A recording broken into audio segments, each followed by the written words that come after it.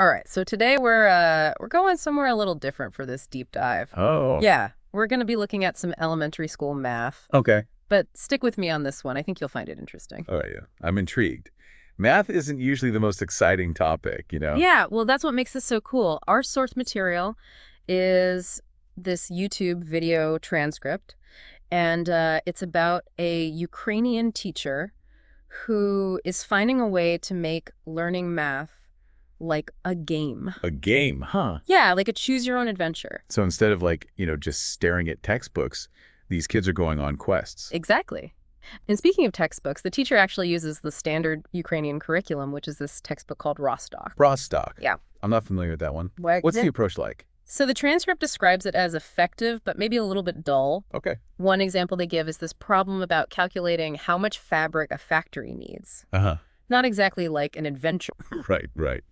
Yeah, no, that makes sense. But it's important, I guess sometimes with math, you need to build a foundation before you can get to the really fun stuff. Yeah. So maybe Rostok is good at teaching those fundamentals, even if it's not the most creative. Yeah, and that's where this teacher's approach, I think, really shines, because she takes those same concepts but presents them in a way that is more imaginative. So instead of like a fabric factory, they're figuring out resources in a world where dinosaurs still exist. Wow. Okay, so she's really tapping into their imaginations. Yeah. That's a really good example of how just changing the context can really change how a student learns. It reminds me of this idea of situated learning. Have you heard of that? Yeah. Where students learn best when they're presented with information in a relevant and engaging way. And it seems like she's also using gamification a lot. Oh, yeah, for sure. I was reading about how video games can be good learning tools for especially younger kids. Absolutely. There's so many ways to use gamification in learning. Some people just add points or rewards, and others like to create these really complicated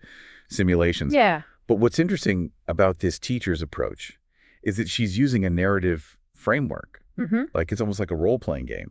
And she's not just making up these stories out of thin air. She's using pop culture, Charlie and the Chocolate Factory, Jurassic Park, even anime like Demon Slayer. Oh, wow. Yeah. That's really smart.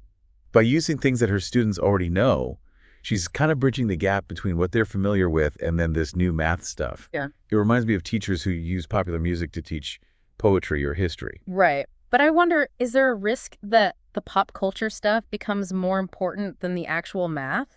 Oh, yeah, I see what you mean. Like the kids might be so focused on Demon Slayer that they forget that they're supposed to be learning about unit conversions. Yeah, that's a valid concern. It's all about balance, right? You want to use the pop culture as a way to make the learning better, not as a distraction. And actually, the transcript mentions that she uses even the boring topics like unit conversions within this adventure framework. Oh, really? Yeah. How do you even make that exciting?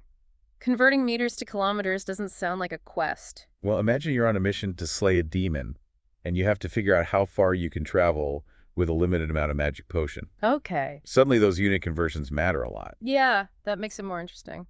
That's amazing how just the context can completely change how we think about a problem. Exactly. It's not just about the numbers, it's about the story that you build around the numbers. Yeah. And what's even more impressive is that this teacher doesn't just tell the story, she has the students be a part of it. Yeah, the transcript mentioned how the kids can choose the themes for their math problems, and there's this one girl who even added a new character to the story based on her own drawing. It's all about giving the student a choice. It changes how they learn from passively listening to actively creating. It's not just solving problems, it's designing the challenge. I can definitely see how that could make math a lot more fun. It's like an adventure. Yeah. Yeah, it's like she turned her classroom into one big game, and the game is about math. I like that analogy. And it's not just like total chaos, you know? The transcript says she uses these two characters, Sophia and Alexia. Oh, yeah. Who are like the guides through all these adventures. They were the ones with that device, right? Kind of open portals. Exactly. It gives the students something familiar to hold on to. And it lets the teacher introduce different math concepts in a fun way. Like, instead of a word problem about a bus traveling between cities, it's a dragon flying between schools of magic. That's so much cooler. I can actually picture that in my head. It makes the problem real for them. And it sounds like she's good at choosing the right adventures for each class. Yeah. Like the transcript mentions how she even used an anime that the students requested. Wow. So it's really tailored to their interests. How does she even have time for all of this? It must take forever to design all these different math adventures. Yeah, it shows you how dedicated she is. But she's not starting from scratch every time. You know, the core math ideas are the same. It's just the story around them that changes. Okay. Think of it like she has all these different adventure pieces, and she can mix and match them depending on what the kids are into. So she's found a way to be creative on a schedule, but it's not all about just having fun, right?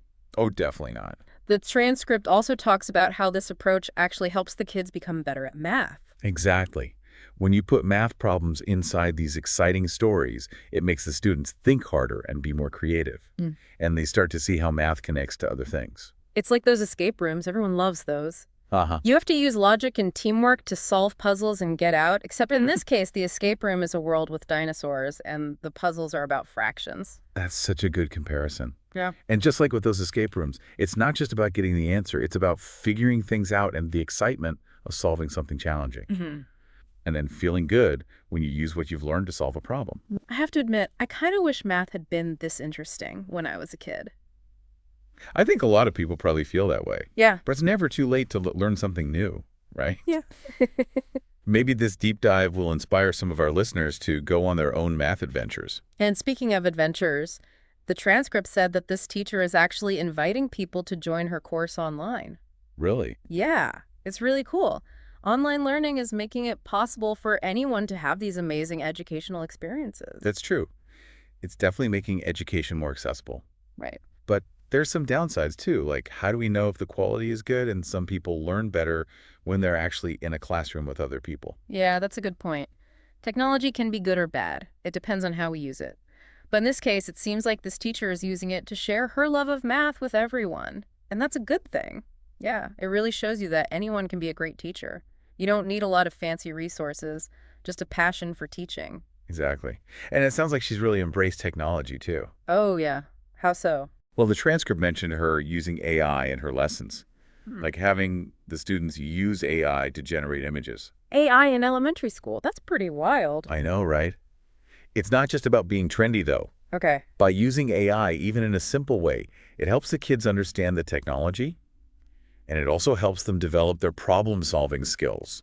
You know, like how do I get the AI to create the image I have in my mind? Yeah, that's a good point. Being able to use these AI tools is becoming a really important skill. It's going to be essential for them in the future. And this teacher is giving them a head start. It makes me wonder what other cool stuff she's doing in her classroom, like maybe taking them on virtual field trips or teaching them how to code. Who knows? The possibilities are endless. So what's the takeaway here for our listeners who aren't elementary school math teachers? Well, I think it's about remembering that learning should be fun. It shouldn't feel like a chore or something you have to do. Right. This teacher is so passionate about math, and she's showing her students that math can be a way to explore and discover new things.